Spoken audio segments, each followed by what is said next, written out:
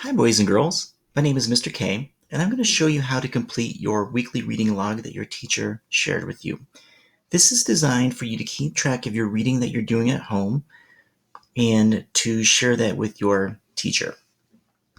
Anytime you see this green shaded in box, that means that you can type in it. So this is an example of up here of what you need to do. So the first thing you need to put in is the title and the author of your book. You need to say if that is fiction or nonfiction. List the genre, the page started, the page ended, how many minutes you read. And then for this last column, the reading engagement level, you can refer to this poster here. Now, this is designed to help you keep on task and engaged while you were reading.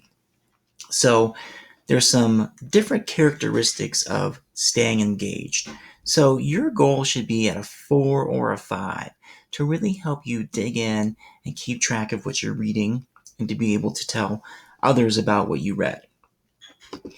Once you fill this out, you can share this with your teacher so they can see the great work that you're doing at home.